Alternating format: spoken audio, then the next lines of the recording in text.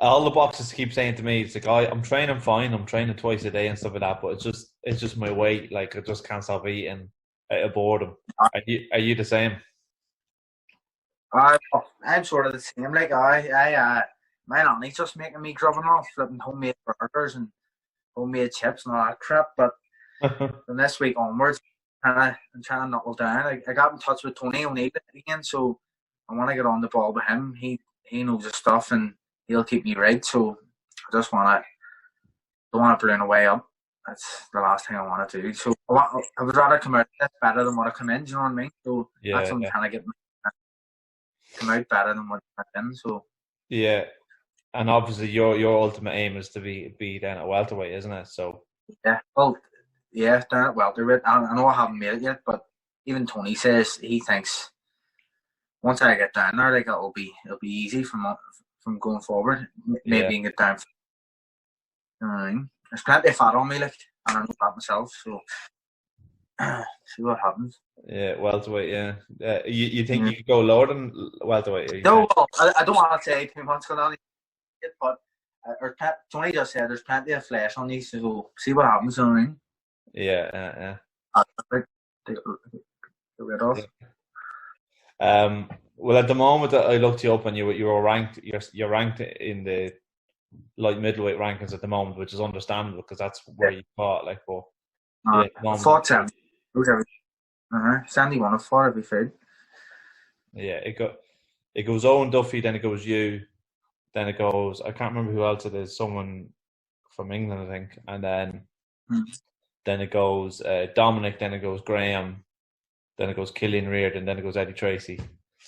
So you're in the rankings there anyway, but you're in like I think you're in top 12 or something like that. But yeah, so I actually interviewed Tony like it was last week or week before, Yeah, but it I was watched it. I watched yeah, yeah, yeah, and he's obviously changed your perspective a lot of on your nutrition, has he? it. Yeah, I made flipping. There's so much he I learned from him. Like, I can't believe I was eating the week of a weigh-in. I've never had in my life. Never. I've never drank that much water in my life. I was drinking 8 liters 2 days before a weigh-in and stuff. Um, he had me on chicken, egg, the weigh-in. So I would usually maybe flipping, I don't know, just not eating, just trying Yeah, to lose weight.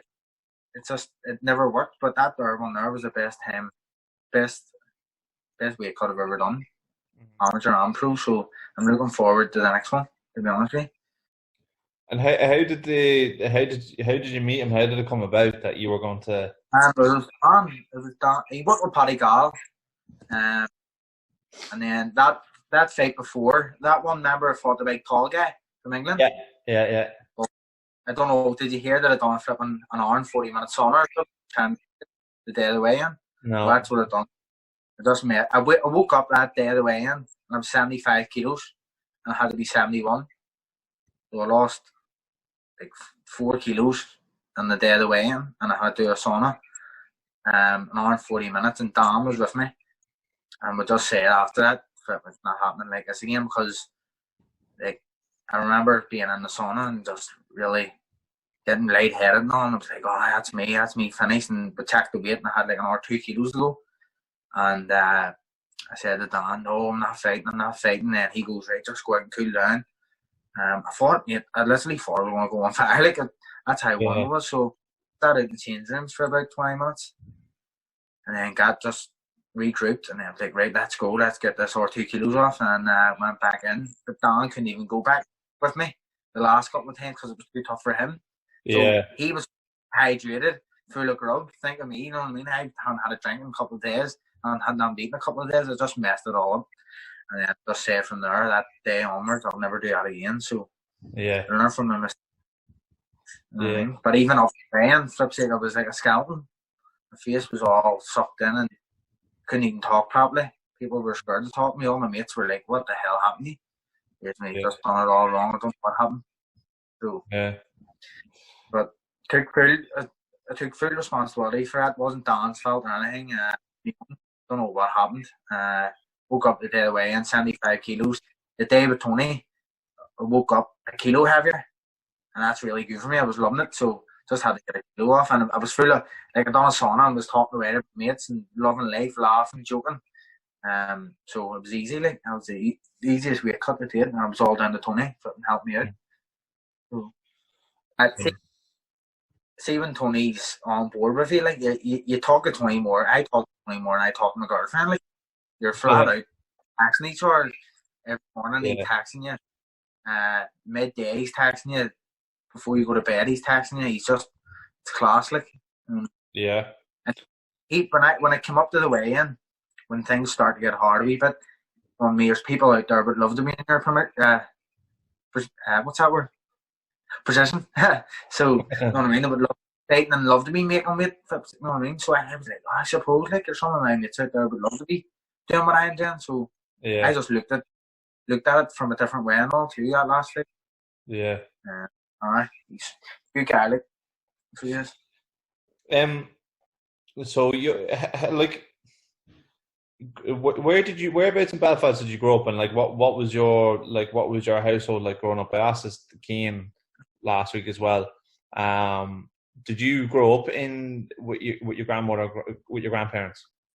Well, I've always grew up here in this house here, Cave Hill Road, Antrim Road.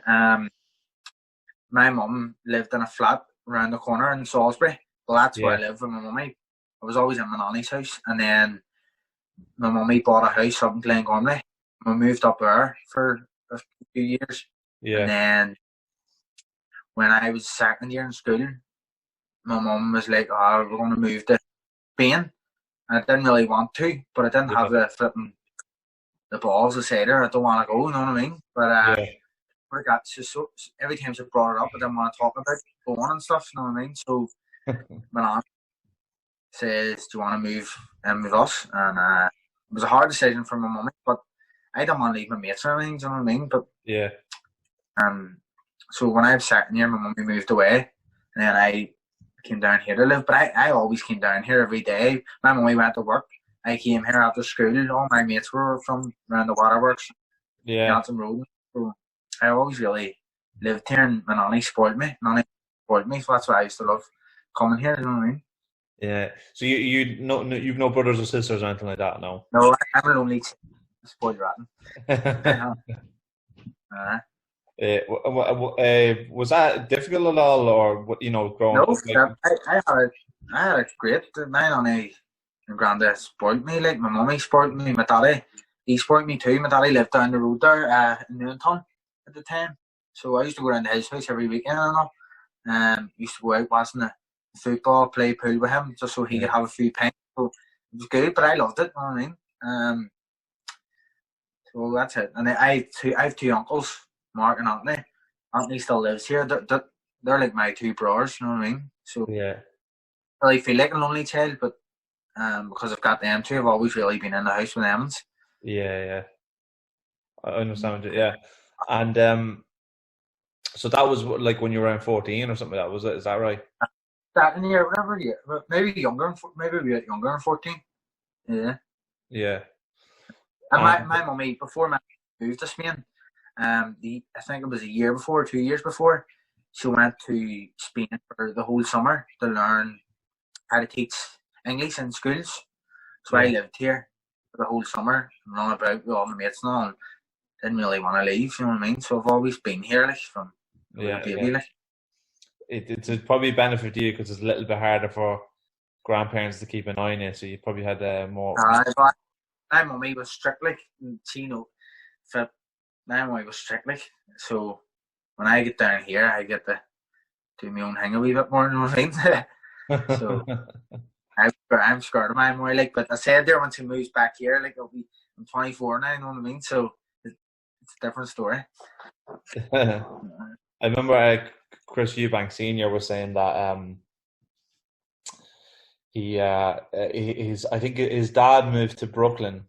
His mom was in London, and he said, "How did you feel about moving out to Brooklyn to your dad?" And he said, truthfully, he says it was one less person to hide from when I was running amok and being naughty, like. So so you're probably with your granny and granddad. Do you know what I mean? Yeah, Same as me when I was growing up. Do you know what I mean? They always see the no matter when you do wrong, they always seem to look at the positive side. Oh, don't be so hard on them, etc., etc. You know what I mean? well, my And granddad. then my dad and my mum be like, "What are you talking about?" It's like when I would have done that when I was young, you would have taken the head off me. Do you know what I mean? But see, my granddad, like my granddad's a madman. Everyone knows my granddad. From all my mates know him. I've seen some of Everyone their knows. videos, all right. Everyone knows him. Like, but he's a bit old now, like dementia and all. But see, years ago, like my granddad would have said to me, "I stick one in your chin. Hey boy, you talk to me like that again." No, that's my granddad. But an old hard man, like he still thinks he is. You know what I mean? But he was that you couldn't mess with my granddad. Like I remember him saying to my uncles, not my uncles, that they were slobbering on my granddad going, "Listen, if you don't cut it out, I'll put both of you out." No, all this. You know what I mean? So he was definitely the hard man. It's like my granddad. He still is too. He still. And I remember the video of you, like, he was like, "Where's my glasses?" And you took off yours and handed them to him. He's mad. He's mad. You don't flip. See this dementia and this coronavirus. Flip me. I have some story to tell people like. He's mad. He thinks he still wants to take my car over to the club where he drinks, and he hasn't been in 6 weeks. And I'm saying, "Granddad, you haven't been in 6 weeks to the club." And he's like, "What are you on about? I was there yesterday." It's me, "Granddad, I promise you weren't there." Like, and I'm telling you now, I was there. He also loves an old gamble. So trying to tell him that the bookies are closed, it's a nightmare because he's used to going down every day, and they're trying to say it's closed. My nanny sometimes has to drive down to prove to him that it is closed because he just can't take no for an answer. Yeah. But it's funny, like, but sometimes he gets on people's nerves, but you just have to understand that he's old, he's dementia, but he's a good Catholic. It's a horrible illness because you just you're seeing someone kind of that you know and you love to kind of debilitating in front of you, and we're lucky. Like like I know some people has dementia, can't remember their grandson's name or their mum's name or their wife's name and all stuff like that. But my granddad's dementia is like he can't remember the day before, or he can't remember like 20 minutes ago. You know what I mean? But it is hard too, like, because you like he's used to going out walks and all as well, and you're trying to tell him that he can't go out walks, and then he'd go out, you put the news on for him and show him coronavirus and all, and then 15 minutes later he'd be like, "I'm going out to walk here." We're like, "The coronavirus," and he goes, "What's that? Never heard of it." You know what I mean? So that's why his is like, they're bad. There's no backbone. Like my granddad too. I take him a walk around that waterworks and everything's boxing. Like he tries to slag people. Like if a guy's walking past him, he's going, "Hey boy, you getting down the flyweight?" And the guy may he might be like a big fella, like, you know what I mean? You're sort of going, "Granda, like, you're flipping slagging him," or like, and he goes, "Oh, I'm only messing about." But some people would probably take that bad, but he doesn't care. Like he don't give two fiddlers. You know what I mean? And how like what age do you get into boxing? Like how did you get into it? Well, I always played football. I always wanted to be a footballer. And then my granddad was a boxer, and my great uncle was a professional boxer. He was actually meant to fight for a British title years ago. Like he's dead now. My uncle Brendan. Jerry Story trained him actually. Bunyan, Brendan O'Neill. So it was Jerry Story Senior trained him. My uncle was meant to fight for a title, and he was in a bar one day. I don't know if he was drinking or maybe just him with his mates, but this guy and him got into an argument, and my uncle chinned him, and it turned out to be a police officer, and he lost his license for good, so he couldn't fight again. So he got into jockeying, so he ended up being a jockey in the future. But he was meant to fight for I don't know if it was a British title or some sort of title, but he was good, and then he lost his license and couldn't fight for it because he hit some guy in a pub, and it turned out to be a policeman. So, man, it's a good wee story, like. But that's how my granddad was a boxer, and my uncle and my two cousins who I was best mates with, they always did boxing. They didn't play football.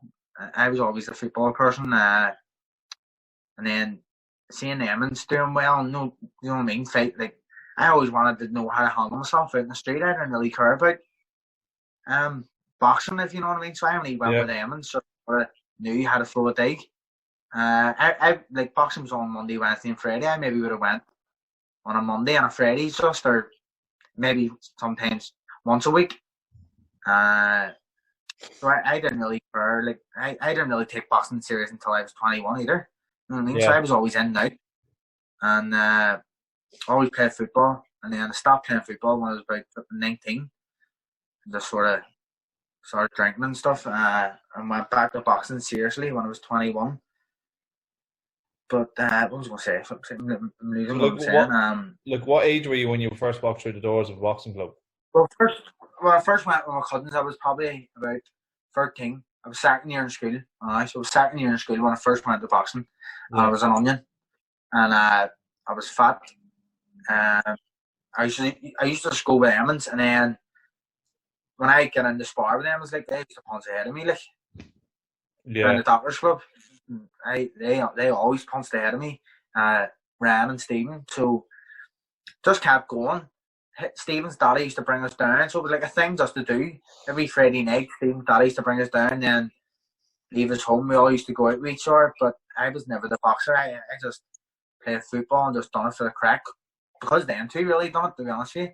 And then when I started getting older a bit, obviously you want to learn how to fight in the street. There was fights going on, and that's why I really done boxing at the start, was to learn how to really handle myself out in the street. I didn't care about winning titles or anything. I remember training in the doctors twice a week and stuff, and then Paddy Fitz used to go to, do you want to fight next week? And my first fight was in the Anthems, and it was the Anthem final.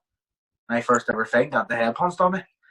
And I wasn't really a boxer, you know what I mean? I was way overweight, bounced in still. Trevor or something, he called that guy, and he punched the head of me. And that's just how it went, really, until I was sort of 19. I just always played football. Went down with them too, and then if Paddy said, there's a fight next week for you. Oh shit. Can you hear me, bro? Yeah, I can hear you. You hear me? So Paddy just used to say to me, there's a fight next week, do you want to fight? And I was like, aye. And I used to bounce in and get beat. You know what I mean? So I've only 17 amateur fights, 17 or 18.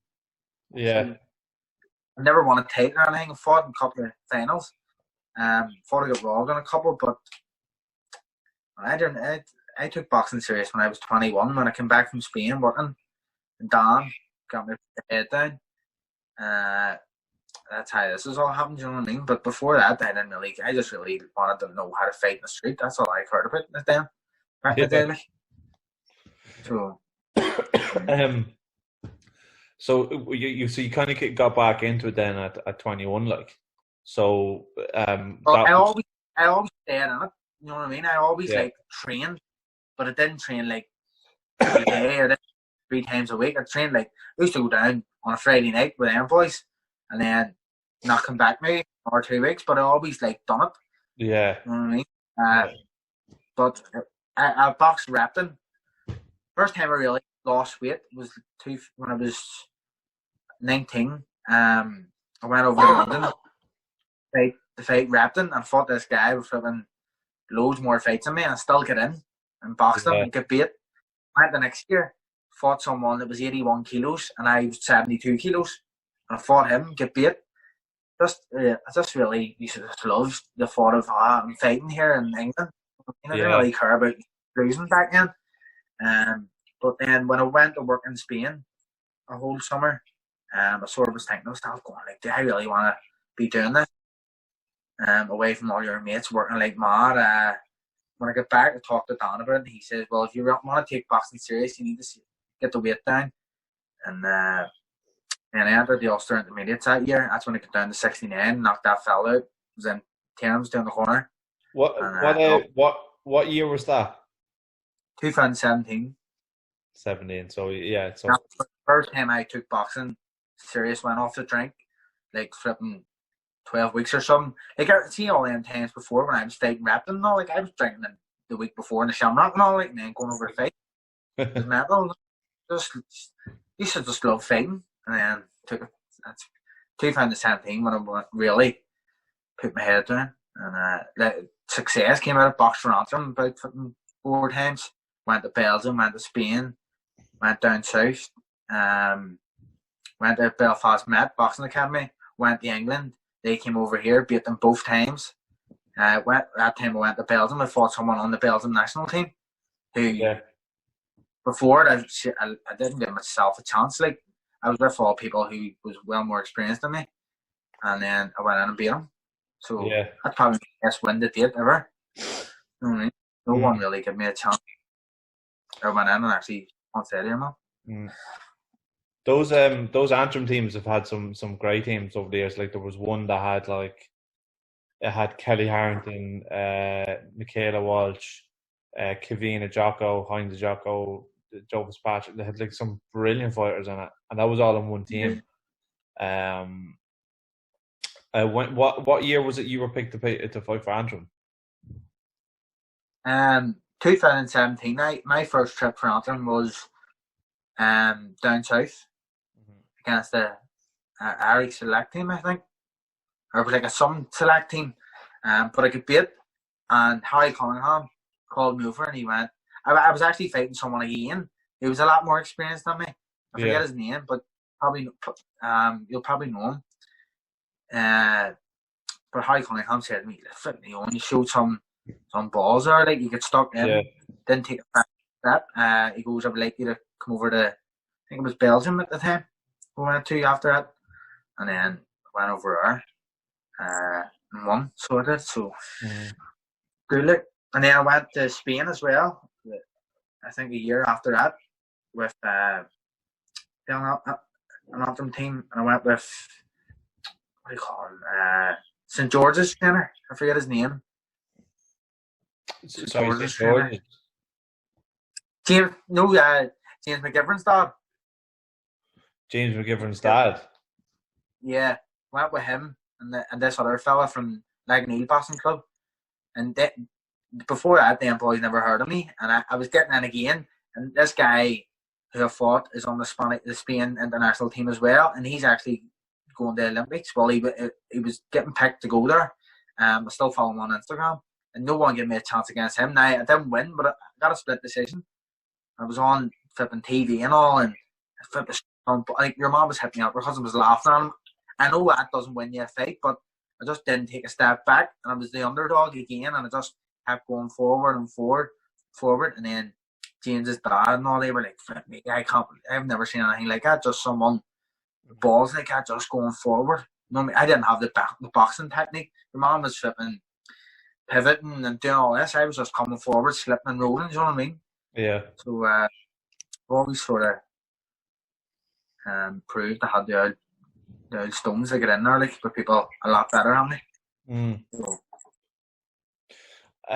what's kind of funny about your story is that, like, you were kind of in boxing, but like you weren't taking it seriously, and then you kind of went away and came back, and then you started to take it really seriously in the amateurs, and that's kind of similar to Dominic, because Dominic he was in it, like, but he didn't really take it properly seriously probably till he was about 21, 22, and it was probably around the same time you kind of took it seriously, and then you met each other in the intermediate. What do you remember about that fight? I just remember it being a cracker, and I could have went either way. I thought I won, well, it could have went either way. Like I think it was a split decision, and I did think I won. And actually, when the fight was over, the fight before that, I knocked that fella out, and I obviously let out a big, like, yes, like out there in the ring, and Joe Pollock and Jared Murph were doing my corner from St Michael's, and Joe was like, if you do that again, respect your opponent, don't be doing that, you know what I mean? So after the final with Dominic, the third bell went, great fight. I went over to the corner, and Joe goes, "Now, because I brung 50 odd people to that final, like, I was an amateur, you know what I mean, down the Dockers. I brought 50 odd people and they were going mad. And Joe said to me, now one, if you win here, or not if you win, but when your hand gets raised, don't be going too mad. I was like, flip, I definitely won this year. And then they called out split. I knew it was going to be a close fight. Split decision, Dominic got it. But my heart was broke. Like, I was crying my eyes out for ages after that. But it was a great fight, you know what I mean? The two of us were talking to each other up in the change room now after. See, I sparred Dominic now before that fight. Yeah. A couple of months before. Mad with Maddie scoring the final, like, but it was good. It was a cracking fight, like, so it was. It's 1-0 to him anyway, bastard. You're probably going to be in different weight classes, but obviously there's always the chance to fight. Because he is a big lad, like. Yeah. But full of muscle.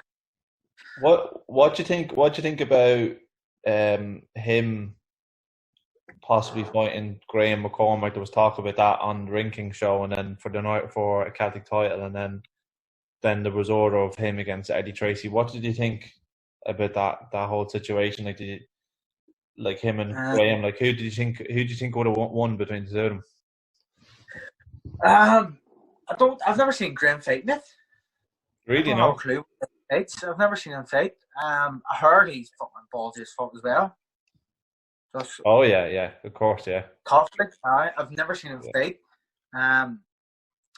Dominic sort of like a counter puncher, isn't he? Sort of now, like, he always has been, hasn't he? I don't really know. I don't want to. Maybe I'll go with Dominic just because he beat me. You know what I mean? Yeah. But I've never seen him fight. But I heard he's tough, like, so. Did you really have an idea? Did you actually think you were going to turn pro? I know you wanted to turn pro, but at that time in 2017, 2018, did you think you actually were going to turn pro? No, probably. Well, it was always in my head. Well, I remember being in Belgium, and the coaches who we were with, just all talking. It was the day before the weigh-in. We just all met in the coffee room. We all just sitting talking. Everyone was like, "Well, who would like to turn pro?" It is, and I was like, "Flip, I would definitely love to do it. I'm sick of people telling me I've got the style for it." So, and then Joe and I was like, "Flip, you would make a good pro." So it was always in my mind, but I had like a confidence sort of, like, I was never really a confident person or anything. Still have trouble with it now, you know what I mean? I care about what other people think too much sometimes, and that was always in my mind as well. I always got told growing up, you can only turn pro if you win an Ulster senior title or an All Ireland title. That's sort of what my growing up. That's what I get told. You know what I mean? So, and then until you hear people like Conor Ben, there's one never really boxed as an amateur. I think I have more fights than Conor Ben. I have only 17. Michael McKinson didn't have really an amateur background. He's European. Curtis Woodhouse had no amateur fights. You know what I mean? So, well, it's just I think it's because if you've got some sort of background, like if you've won an Ulster or something like that, it's easier for the board to just approve it. But if you haven't, then sometimes they need something to for you, and they have to see a spar and stuff, you know. Yeah, well, that's what I thought happened to me. I thought I had to go down and spar someone, but I didn't. But I was with the British boxing board, but I still didn't think they were going to pass me. Yeah. And then they did. So, but but when I was 21, I think I was 2017, and then after them couple of trips to Amsterdam and stuff, I moved to Monkstown Boxing Club. So that was one of the best boxing clubs I've ever been in. Like, they're quality. Like, had 3 fights with them. One against for Antrim, and then one for Belfast Met, and then I went to the All Ireland Universities. I fought someone on the Spain team in Belfast. That was Antrim against Spain, but it was here, and 3-3s it was. Now, he was really good. He was a good opponent, and I beat him easy. The next day, I was going down to the All Irelands to fight a novice, someone who was really meant to beat. Only like 7 fights. It was like 7. The group was like 7 till 12 fights or something like that. And I went down. It was only 90 seconds around. I have the phone, the fight recorded by phone, the 90 seconds around, and your man punched out of me. Don't know what happened. The night before I was fighting someone who was on the Spain team, and then the next day I was fighting just some novice, and he punched out of me. So I don't know what happened there at that time, but that was sort of my amateur career, sort of not over then, but I had like an hour fight. But that was sort of it. After that, I took an break from boxing when I was with Monkstown, and started drinking and stuff. Got a full-time job in upholstery again, and then I just was like, flip, I don't want to do this. And then Jared McManus says, do you want to come up and do a bit of sparring with Paddy? And the day I went up, I sparred Paddy Gall, Stephen Donnelly, Tiernan Bradley. All 3 AM boys. I was like, fuck, I done really well. So that's where it all sort of started. Yeah. And, as in the pro talk sort of thing. Well, who was it in particular that said, right, you're going to turn pro? Well, talked to Don about it, saying I would love to do it. I sort of just get fed up with the amateur games, you know what I mean? Saying I would always love to turn pro, but I was scared of what people think, you know what I mean?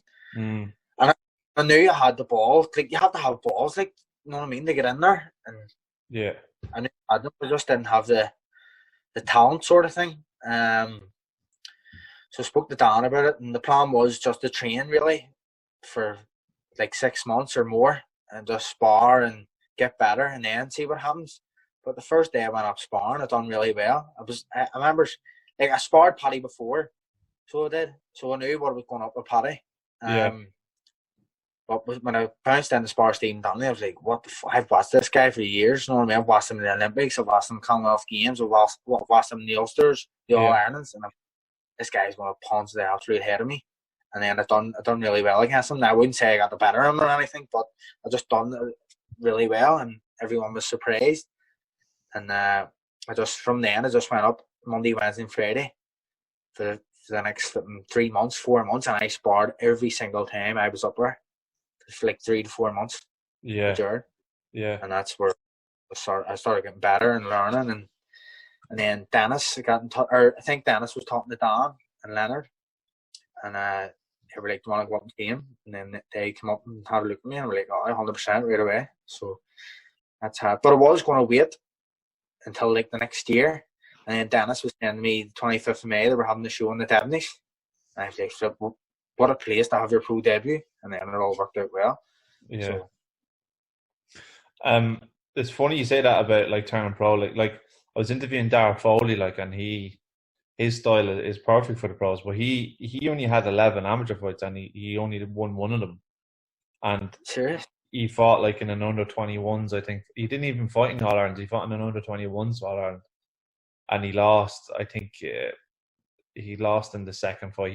His only fight he won was in that, I think, and then but he never he never really was in amateur boxing. He never really trained. Like, he trained, but he didn't, like, he was doing everything else. He was drinking and stuff like that. And then it was only really when he was in Thailand having a holiday, and he said, what am I going to do? And he says, I'm going to boxing. He says, you know, when I was boxing in those fights that I lost, he says, I was winning them in the first round or whatever, and then I'd just be blowing at my arse, you know. He just thought if I train properly, like, I can go far. But you look at the career he's had. Like, I know he hasn't won a world title or anything like that, but he's still been in big fights. He's fought for ranking belts and stuff. But one amateur fight, you know what I mean? So boxing's one of those sports. It doesn't really matter, you know. It doesn't matter. I know people I've sparred that hadn't, like, are just known to have a good dig outside. Outside in the street, or they give you good spars, like, do you know what I mean? So it's just obviously talent. Like, if you're a great boxer, you'd make someone look stupid, but it does, like, you have to have their Henry Halls, like, to get in there, and you know what I mean. And some people don't have it, so you know what I mean. But I always knew I did. Like. What was when I was in the doctor's house to spar, James McDonagh and Mm. Keaton Core, they were all way better than me. Like, and Don at the time was way better than me, and flipping, I just got stuck in, and it was mad. Like, and I would always come out with a busted nose or something, but I always learned, like, I just learned flipping to be hard in there and just don't take a step back. But then when I left the doctors, I realised that boxing's not about just going forward. You'll not have no brains left, you know what I mean? Yeah. But I definitely learned how to take a punch and fight, sort of, in the doctors, like, definitely. What is the stuff over the last year or so that you've been learning the most, like off Dan, in terms of being a pro? Like what stuff have you been learning? What's the biggest standout stuff? Well, I'm still learning, mate. I'm still trying to turn my lifestyle into boxing. Like, boxing is my job, and I need to sort of put that into my head a wee bit more, because I'm sort of training like a motherfucker for 8 weeks or 10 weeks or whatever, and then sort of not going back to training for like 2 weeks or anything, you know what I mean? But that last fight, everything done was perfect, made the weight perfect, and then I was back training on the Wednesday. Yeah. And back training, everything was going brilliant. It was sparring and everything. I would put someone down with a body shot, and I was loving it. But boxing was going brilliant. And then this happened, the lockdown. Yeah. It fucked everything up again. So, but what I've learned, Dan's good. Like, he's just trying to teach me that you've only got a few years in it. You know what I mean? I need to treat it as a life, not just every 8 weeks here and there. You know what I mean? Mm-hmm. And I'm still learning, so that's what. It's like Tony Bellew said. He said, you know, boxing, it's not a profession. He said it's a way of life. You know. Yeah. So, but like, in terms of training, like, has there been much in terms of like stylistically, like what Dan has been teaching to what you're learning in the amateurs? You know, because stuff that I was learning in the amateurs, it's all on your toes. It's all you're trying to outpoint other people and stuff like that. So, what's been the change for you? Well, when I trained with Jared and Dan, it sort of really wasn't a big change to me turning pro. Like, I done what I done in the amateur, what I still do now. I don't think really there's been a big change, but sort of just sit down your punches a wee bit more, and stuff like that. But when I started training with D, things changed completely. With D and Dan, but like, where when Dan before was trying to tell me to box long and stuff, I was no, bro, no, I'm not that fighter. But then D's got into my head that you can be an all round fighter. You know? Like, I'm doing check hooks and all now, where before I had said, flip, you only have to be tall. You have to be tall to be a check hook and stuff like that. A slick boxer, but I'm doing check hooks and phases and jabbing and swaying and stuff like that. I'm boxing long sometimes and boxing with my hands down. Like, I'm being an all-round boxer, but he teaches us everything. But before, I was always just in my head, you have to come forward every time you fight. Where now I'm sort of dancing about, moving and using the feet a bit more. And that's D's got that into my head, like, since I've been working with him. Phases, levels, check hooks, that's all that's drilled into us every session, like. That's what it is. So, it's funny that what I've actually learned with D is the more punches I throw, the more times I get hit. Yeah. That's what we're working on at the minute, which is mad, because before that I would have thought, I just need to throw punches and punches, you know what I mean? So learning every single session and come away with something. Yeah. You know what I mean? That's good. It kind of reminds me, like Peter Taylor. Like, he just, like, I know certain fighters have their styles, but he just kind of if you watch all his fighters, they all develop together and become all rounded and everything. He always has a different topic every day. It seems like everything, they're always learning all the time. You know, all the time. Like Luke, like, that's why Luke's improved so much. Like, because he just says it's just so interesting. You know, but. Would you say that's what these?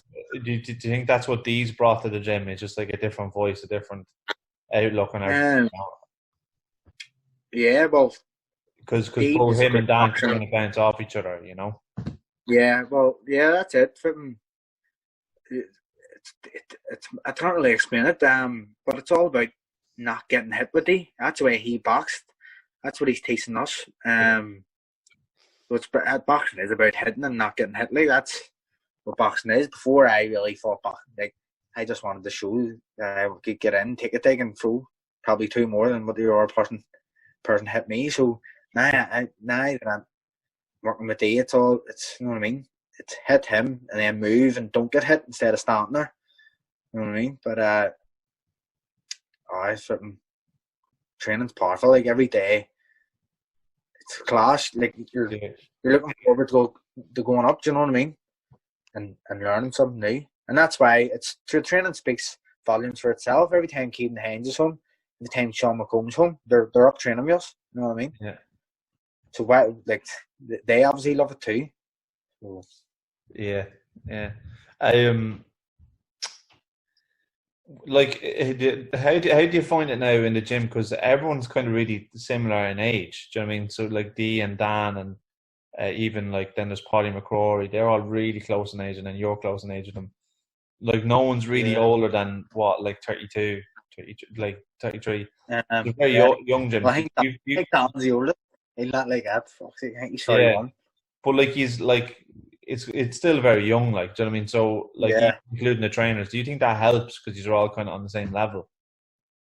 I'm not sure. I'm not sure, to be honest with you. I don't really know what to say yet, but I know that there's plenty of crack. Gee, I tell you that every session, everyone's laughing and everything. You know what I mean? It's brilliant. Like the good thing about us all being young as well, like we're all like brothers. You know what I mean? Like we all have each other's back.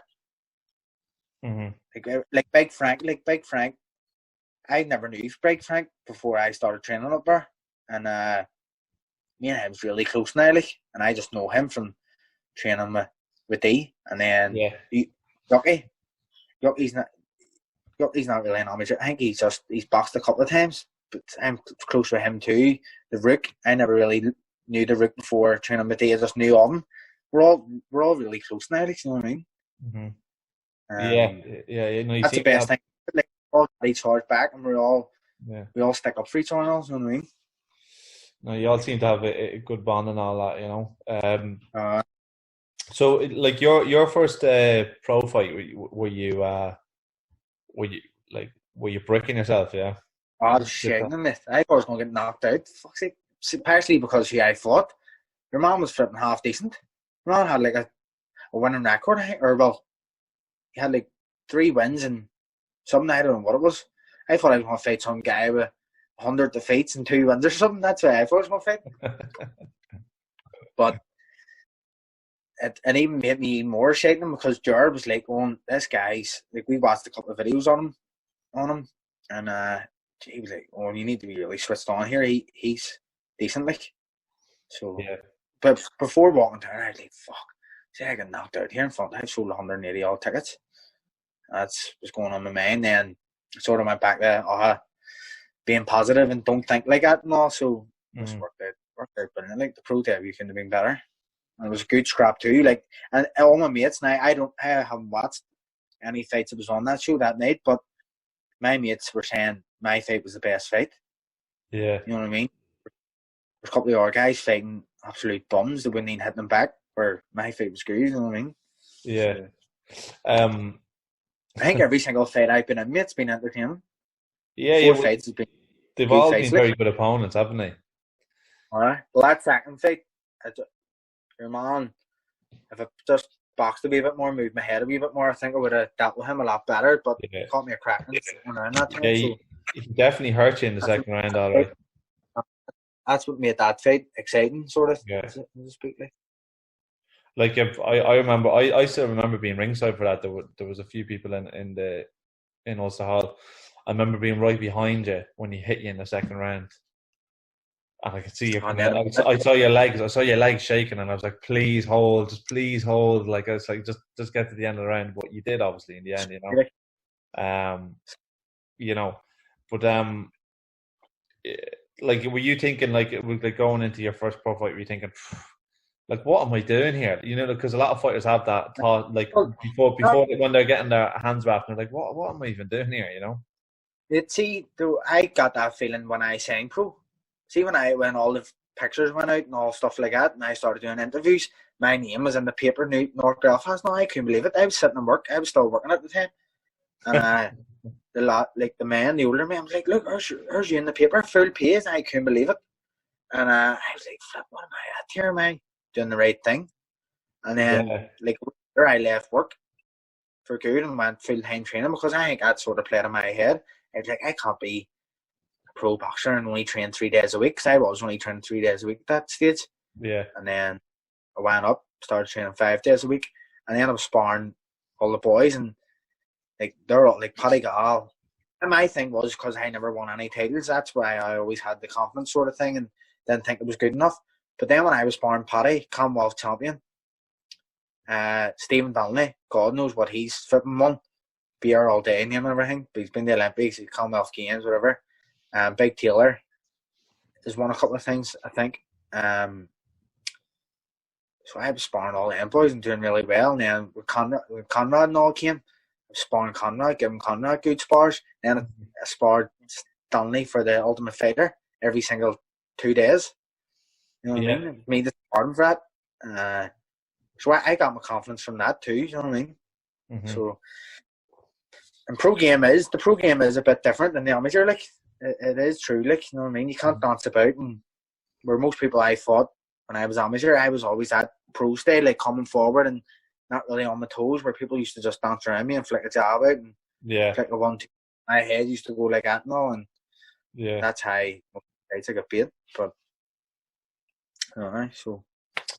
It's funny because like before the show, so that was the first kind of Celtic Clash I'd gone to. But before, I remember I'd have all my notes written out. I'd write out all the notes of different boxers. If I didn't know about them, I'd research them, and I'd go through the amateur and there'd be stuff online on each person, and I'd get plenty of information. So I knew, like, at the end of the fight, like, interviewing them, what I was going to say. So you had like Kelvin and was fighting and Jamie Douglas, and I knew actually they fought each other in the prize fight in semi-pro. Yeah, you know, it's different people making their debuts, but I couldn't find much on you, like, and I still remember that I went up to the dressing room and I can't remember who I was talking to. I think it might be Stephen Sharp, but I remember you were standing there, but you had like your glasses on and you had like a track on, but you were just standing there. But I didn't think you were one of the fighters. You were standing there and you were dead quiet. You looked like almost really shy. And I thought, like, first mate, was that the first fight? The very first one, yeah. You didn't say, you were just standing there looking around, and I thought, oh, he must be like the little brother or one of the fighters or something like that. Like, because you just looked like so innocent. And then I went back upstairs like a couple of hours later, and there you were like trunked out on the pads. I was like, fucking hell, this chap's fighting. I was like, I didn't know, like. And so, but like, and then obviously when you fought, it turned out to be a fucking cracking fight, like. But I just couldn't get over the amount of people following you. Like, is that all from the Cliftonville supporters group? Yeah. No, flip, no. We're probably about 40 of them. We're Cliftonville men. I have about 40 Cliftonville lads are like that go to most of my fights. Then loads of mates, like loads of mates, and I have a big family too. Like, I'd see my uncle Brenton, I was on about, the pro boxer. His family from England, like, he was based in England like most of his life, and his family come over and watch me. So they do. So I have a good load of them coming over every fight. I have my own family, and I don't know, man. I'm shocked too. Like, I can't believe the support I have myself. Like, when I first was talking to Jared about turning pro, Jared was like, "Oh, do you think you'd sell tickets?" And I was like, "Oh, I think I'll sell them." And he's like, "Many do you think you'd sell?" And I was like, "I'd like to think I'd sell 50 or 70. And he's like, "Oh, well, that's all right. That'll pay for your, like, everything. Don't just cover everything." And then when I started fucking selling 180, probably over 180, mate, because there was people who paid in on the day of the fight because I couldn't be arsed. I could go and give them tickets the night before because I was making weight. Well, was straight on way Yeah, I into like remember the half. that. Yeah. Remember? So I couldn't be arsed straight about giving tickets out. So probably 200 people there, like, which is mental. So Yeah. hopefully it just, Yeah. do you know what I mean? Hopefully it keeps growing. And every time I am at a Clonmel match, there's someone always talking to me about boxing. So I think it is growing a wee bit. You know what I mean?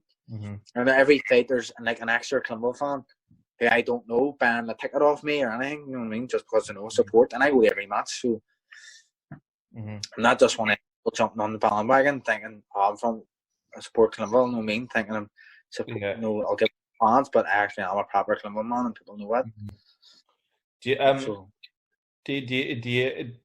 Do you look now? Are you really proud now when you look back now that you're 4 fights in and you've beaten such tough lads? Because, like, you know the way boxing is. Like, it doesn't matter who's behind it.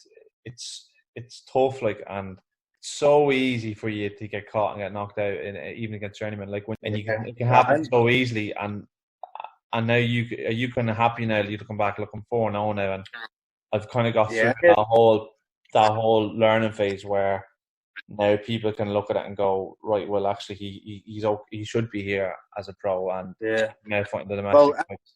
I am proud of myself, but the good thing about me is it was my uncle actually said this about me. Like, I still know myself. I have loads to learn. Like, I'm, or we were training yesterday. Like, we Barry Reynolds is amateur. We Barry Reynolds trains with us. Which Reynolds now? We Barry Reynolds. Barry Reynolds. Yeah. Like, I'm looking at him when he's shadow boxing and learning from him. Like, I'm like a sponge. Like, I know myself. I have a lot to learn. Like, with Lewis as well. When I'm in sparring Lewis, I'm asking him after the spar, but what could I do better, or what do you think I should do? And he's telling me, like, I'm not 4 fights in and going, fuck, I knew I should have been doing this here. Like, I'm sort of going, fuck, I need to learn more. I need to do this. I need to do that. You know what I mean? Yeah. So I'm sort of humbled. Like, I'm a really humble person, and I've still a lot to learn. You know what I mean? Really, I do have a lot to learn. Like, so. And I am only learning every fight, see, because I've started so, like, I always boxed, but I didn't take it serious, obviously, until I was 21, but I'm learning every fight, and see these people who's been boxing since they were kids, 7 and all, like, they're like, some of them aren't getting better, where I'm getting better every week, like, you know what I mean?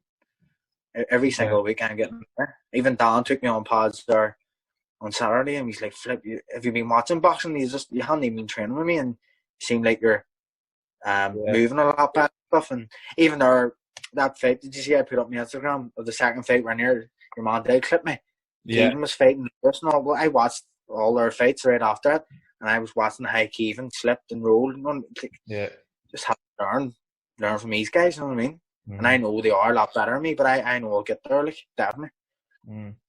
So, like, even though you're kind of wanting to fight a welterweight, a lot of lads at light middleweight were kind of mentioned with you, and it was kind of like, oh, will they ever fight and all that. And I think now you're kind of in that weight class where you're with the likes of Dean Sutherland and Aaron Gethins and kind of people like that. Like, but you mentioned Lewis Crocker there, and he's actually really good friends with Tiernan Bradley, who I was interviewing last week. And Tiernan kind of, I suppose I asked him, but Tiernan kind of said he would love to fight you for a title down the line. Like, he'd be interested in it, and because he was in the corner of his mate who you. That's his revenge. But did you see the interview, and what did you think of his, his comments? Of course I seen it. It was everywhere. But I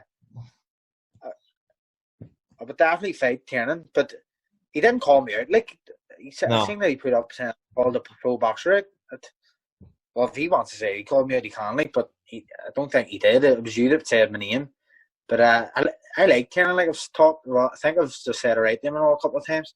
But I didn't really like his comment where he says, "I've over 120 fights of half the experience what your fighter has." I think it was the Stephen Sharp, was it, or Dennis? And that says a lot for me calling him out. But he didn't call me out. I think I would need it. Like, I think I deserve a wee bit more respect than that. Like, do you know what I mean? Because I do only have 17 or 18 amateur fights, and I am getting in with people. Like, I'm sparring people a lot better. Like, I'm learning, like, do you know what I mean? And I just think he disrespected me a wee bit, like, by saying, I've half, whatever that comment was, about 120 fights and all that, and it says a lot for me calling him out, but I don't think he did call me out. It was you that said my name, but I taught him a couple of times. I've said it right to him and all, and I know he is good. I know he's good. I've never seen him, but I've got told he's good. He's 7-time All-Ireland champion or something, wasn't he? You know what I mean? I know how, still hard, you know what I mean? I didn't win anything like that. So he's good. He's Conor McGregor's sparring partner for Mayweather, the best boxer in the world. Like, they obviously got him in because he sort of boxes like Mayweather, you know what I mean? But at the end of the day, so the comment was that 120 fights. Actually, I'm sure if you tally up your fighters' fights, so he obviously means all the fighters in boxing. It wouldn't be half the experience I have. Also, for me to call out your fighter before I've had a professional fight says a lot. Just sort of like I've talked to him a couple of times and all. Well, said all right to him. Not really talked to him, but I just sort of disrespected me a wee bit there, by saying that, because I don't think he called me out, and I do only have 17 or 18 amateur fights. I've never fought in the All-Irelands. He's won 7 of them. I've never even fought in the National Stadium. But I think I've earned a wee bit of respect. I'm not saying I knew I should have been pro. I'm on 4-0 and all this, but I think I've earned a wee bit of respect. You know what I mean? I've earned a wee bit more respect than that. Like, what do you think? He said you're not at his level yet. Do you think maybe? Yeah. Do you think maybe it's probably because him and he's kind of thinking that you will be pointing down the line? Is that? Do you think maybe that's? Well, he's definitely good. Like, there's no question about it. Like, and he knows he's good. I don't know what he means by that. Obviously, I'm not a talented boxer, but I'm a hard working motherfucker. Like, so that's, some people don't have that, you know what I mean, as well. So, but I'm learning. Like, I'm learning the boxing the back foot. I'm learning all these things, and I'm only going to get better at them. I'm already improving that while I'm sparring and stuff. Yeah. But I would definitely fight him 100,000,000% down, like, next year or whatever, for an Irish title. But I seen you writing the NI area title. I don't want to fight him for that. Like, I'd rather fight him for a good payday, and then get him. It's a good scalp on my records. You know what I mean? And I do believe. Now, I'm not going to say I'm a realist. Like, I wouldn't be ready to fight him now. Like, you know what I mean? He probably thinks in the order. He'd probably like, I'd fight you in your first fight.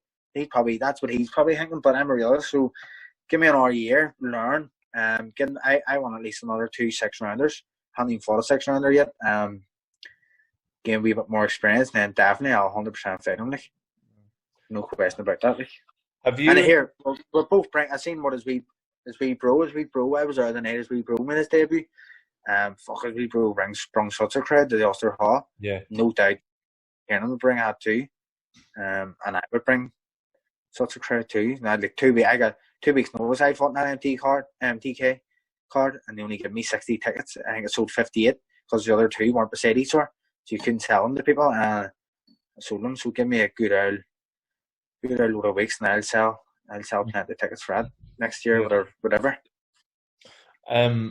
Like, have any of your management or Dan or anything spoke to you about it? Like, since he said it. Well, I spoke to Dan, Andy, and Leonard about it.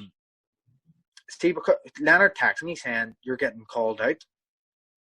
I was like, what do you mean? And he was like, I just watched Boxing Bants thing with Tiernan Bradley. And I was like, fuck, Tiernan Bradley called me out. Suppose it's a good hang too, mate. You know what I mean? People, like, it's a good hang. Everyone's talking about it, like.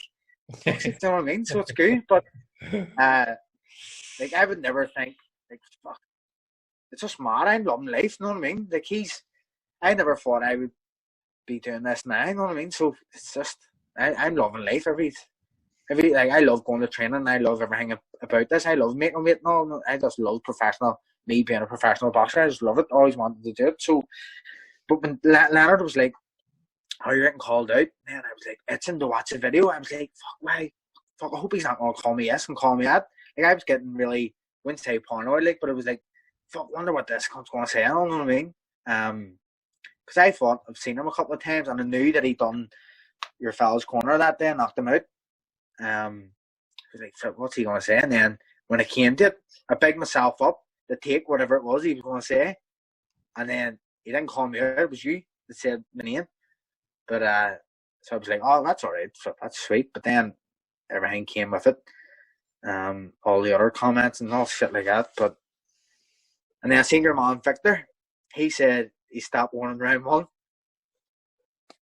Did you see that comment? Oh, you mean Victor Rebay said that you'd be stopped in round 1? Yeah. I just think I was an art, like, I'd stop winning round. Well, suppose people have to do this. You know what I mean? Like, it's your job too to big the things up. You know what I mean? But I'm not into all that. They're writing underneath comments like, if I was tearing out, I just wrote nothing. You know what I mean? But that's the boxing game. You know what I mean? You don't get into, people's throwing bait that. You know what I mean? You don't get into it, like. I don't anyway. I just wrote obviously to you saying top. I can't remember what I said to you. How about we comment I wrote to you? You said I was staring the pot or something like that. I staring the pot, like bit of crack, you know what I mean? But anything more than that, I wouldn't get into it, like on social media. Yeah. Well, like from my side, like so, like obviously, so at the time when I was interviewing Tiernan, I was trying to think of welterweights, and I don't know why I just couldn't think of them in my head. Do you know what I mean? But then after the interview, I was looking at the rankings. I was like, "Fucking hell, how did I not know all these people and all these names?" So it was like Dean Sutherland, who's welterweight champion. He beat Keane for the Celtic belt. Jay Byrne is still ranked there. Jay Byrne, he's still at it. Aaron, Paddy. Look, I was just like, "Fuck, how did I not remember all these people?" But you were the first one that came to my mind, like. At the time, because you were from Belfast and you were selling all the tickets, so I just. It'd be a great. You know what I mean? It'd be powerful. The crowd would bring support. I would bring I would bring a serious amount of support. Like see when I shared that the other day, people were messaging me saying, "Who's this here?" and all like. You know what I mean? They're already going by. Oh, I know Sweat and all. Who is it? And people were actually calling him Charles Bronson. A couple of my mates were calling him Charles Bronson, the mustache. Yeah, that's it. We call him, isn't it? Man, Charles Bronson. I think. Yeah. No, yeah, and then like obviously at the same time you're thinking. I'm thinking like because like this whole thing of flying a journeyman and stuff like that is gonna like Irish fighters aren't going to be able to do that unless they're fighting abroad. Yeah. Irish fighters fighting abroad, and it's kind of got stage now where if you're going to do a small odd show, which would be next year, probably midway through next year. Yeah, like it's you're going to have a lot more domestic fights, so lads can't really go around each other. So I know what, like, but I know myself. I can get a lot better, and I want to get a lot better before I get into fights like that. You know what I mean? No point saying, "Oh, 100% I'll fight him when this is over." But I know I can get a lot better, and I want to be at the best I can be before I get in with someone like Tiernan because he is good. Like, there's no point talking. Like, he's won all these he's went to world championships and all stuff like that, hasn't he? So, but at the end of the day, there'll be no pressure on me. But if the time comes when we do fight, like, I'll be the underdog. Everyone will be saying Tiernan's going to fight me, so I'll love that. And he's putting probably too much pressure on himself too, saying that I'm not as level yet and stuff like that. So it's brilliant for me. I would love that. Like, I would love. He's not giving me really a chance, and people wouldn't give me a chance just because of the amateur background he has and sparring McGregor, and I haven't won anything as an amateur. So I would love to go in and prove people wrong, and that would make me more motivated to do it. You know what I mean? So, which is good. Where do you think the fight would be? Do you think it'd be like an Ulster Hall fight on a co-main or something like that, or what? Mate, I was already thinking this year. I was thinking like, if it's next year or something, it'd be good. To get it on the field or something. Something like that there, or like. Yeah. What and so like last thing I was going to ask on the Tiernan thing. So Leonard and Dennis and Stephen have the entertainer have they told you that we could do it, or what was their kind of response? Apart from Lennox, you call it, like, obviously. Well, Lennox says there's no point. That's saying me anyone, and I know like there's no point. We're not going to fight each other like in the next couple of months, so Yeah. no point really getting into it too much. But you know what I mean? But did they see potential in it? That's what I mean. Oh, definitely, 100%. Oh, definitely potential there. Like, 1,000,000%. Yeah, definitely. Yeah, so they see even Dan said too. It's definitely a fight you could look at like down the line, like definitely. So yeah. But I was asking D how I fight him already. That's my question was yesterday. Right, the moment I have to fight him here. But so but I go ahead. Sorry, go on, yeah. No, I was just going to say he's sound like I've talked to him a couple of times, but he's talking himself. I think he's talking himself up a good ball. Suppose he can talk himself up. You know what I mean? He's done what he's done now for boxing. You know what I mean? I couldn't do that, like, but suppose he can. So all the pressure be on him, which is I like that. I'd be the underdog if it comes to it. You know what I mean? So, so in regards to boxing, like, when do you think it'll be back yourself? When do you think it'll be back? When did your promoters think that it'll be back? I haven't even talked to really Leonard or anything about what dates it'll be back at. It'll be next year anyway. Do you think it'll be next year? Oh, yeah, 100%. Just from comments I've seen, Ireland. I mean, from a boxing Ireland standpoint, from tickets are everything. Right. Like, tickets are everything. So, like, there won't be definitely boxing Ireland. Like, when you have that, being realistically, hopefully I get one more fight before Christmas with everything going on. I would be happy with that. A 6th rounder before Christmas. I'll be happy for that. Like, I want to fight a 6th rounder, Dan. It's 6 rounds, just to see how I go. Yeah. Mm-hmm. Yeah. I suppose, yeah. And then you won't be far away from a Celtic title because then it's only 8 rounds. So, yeah.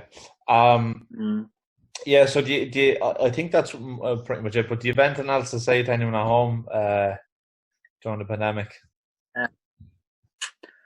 Nah, just hope everyone's all good. Yeah. Hopefully get back to normal. Chat to you later on, and thanks for your time. Thank you very much, mate. See you later. Thank you. Bye.